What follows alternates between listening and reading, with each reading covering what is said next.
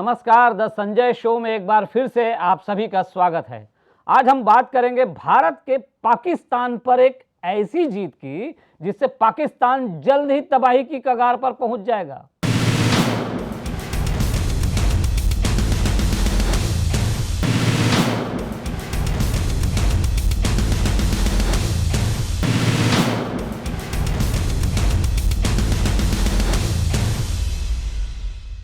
दुनिया पर तेजी से अपना प्रभाव जमा रहे भारत की पाकिस्तान और तुर्की के खिलाफ अंतर्राष्ट्रीय स्तर पर एक बड़ी कूटनीतिक जीत हुई है।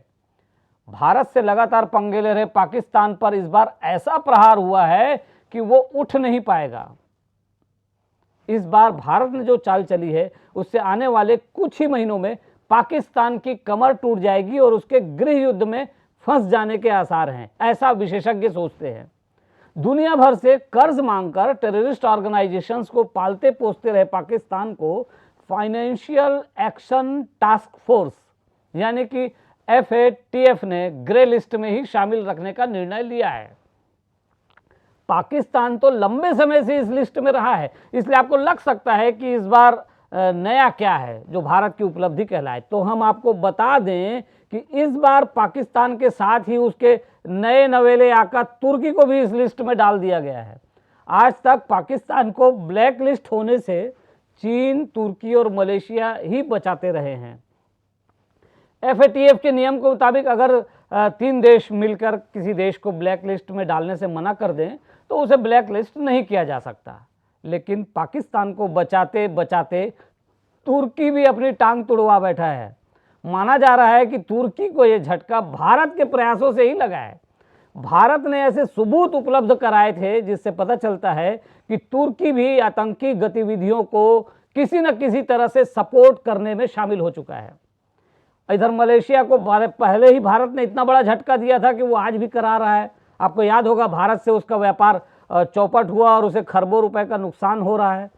तो वैसे FATF ने इस बात से इनकार किया है कि भारत के दबाव में उसने पाकिस्तान या तुर्की को ग्रे लिस्ट में डाला है। वैसे आपको ये भी बता दें कि तुर्की पिछले कुछ सालों से पाकिस्तान से मिलकर भारत के आंतरिक मामलों में दखल देता रहा है। UN में भी तुर्की भारत के खिलाफ चलता रहा है। तुर्की मुस्लिम वर्ल्ड का नया नेता बनने के चक्कर में भारत के विरोध का सहारा ले रहा है। अब ग्रे लिस्ट में आ जाने से उसकी सारी हेकड़ी निकल जाएगी। आप पहले से ही जानते हैं कि तुर्की अफगानिस्तान में भी आतंकी संगठन तालिबान के सहयोग से अपनी भूमिका निभाने के लिए बेताब होता रहा है। हालांकि तुर्की ने कहा है कि FATF की ग्रे लिस्ट में उसे शामिल करना पूरी तरह से अनुचित फैसला है, ये उसका कहना है। लेकिन FATF ने जो फैसला किया है तो कुछ सोच समझ के ही लिया होगा। और आपको ये भी बताते चले कि FATF की ग्रे लिस्ट में वही देश शामिल होते हैं जो मनी लॉन्ड्रिंग और आतंकवादी संगठनों को मिलने वाली आर्थिक मदद पर रोक लगाने में ढिलाई बरतते हैं। एक बात और बता दें जिससे आपको पता चल जाएगा कि पाकिस्तान की कमर क्यों टूट रही है। तो तुर्की के ग्रे लिस्ट में जाने से पाकिस्तान को दोहरा झटका लग गया है, डबल अटैक आ रहा है उसे। पहले तो एक तो उसे ब्लैक लिस्ट होने से कौन बचाएगा, ये एक बड़ा लाख टके का सवाल बन गया है, क्योंकि अब तक तुर्की, मलेशिया और चीन मिलकर 3 देश होते थे। अब तुर्की भी ग्रे लिस्ट में है तो अब 2 ही देश बचे, मलेशिया और चीन। तो इसे कौन बचाएगा, पहला सवाल। और लगभग गले गले तक कर्ज में डूब चुके पाकिस्तान को IMF ने यानी अंतर्राष्ट्रीय मुद्रा कोष ने भी झटका दे दिया है। अभी अभी IMF ने पाकिस्तान को $6 अरब का जो लोन सैंक्शन हुआ था उसे भी देने से इनकार कर दिया है। और उसकी जो एक किस्त जो $1 अरब की अभी मिलने वाली थी उस पर भी रोक लगा दी है।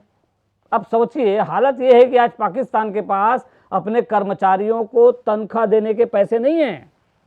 और यही वजह है कि जो जानकार है वो मानते हैं कि IMF के इस कदम के बाद लोन लेकर लोन चुकाते रहे पाकिस्तान की कमर टूट जाएगी और वहां जल्द ही गृह युद्ध जैसे हालात बन सकते हैं। इसकी आशंका जाहिर की जा रही है क्योंकि पाकिस्तान के पास पैसे हैं नहीं, मार्केट उनका महंगाई इतनी चढ़ चुकी है कि आम जनता त्रस्त हो चुकी है। तो आंकड़े बता रहे हैं कि आज हर पाकिस्तानी के ऊपर 1,75,000 रुपए का कर्ज है और पिछले 2 साल में पाकिस्तानियों के ऊपर कर्ज का ये बोझ बहुत बढ़ गया है। ग्रे लिस्ट में आने से पाकिस्तान को हर साल लगभग 10 अरब डॉलर का नुकसान हो रहा है। और अब जब पाकिस्तान को कर्ज नहीं मिल रहा है और ग्रे लिस्ट में होने के कारण वहाँ कोई निवेश भी नहीं कर रहा है, तो पाकिस्तान के पास बहुत ज़्यादा विकल्प नहीं है।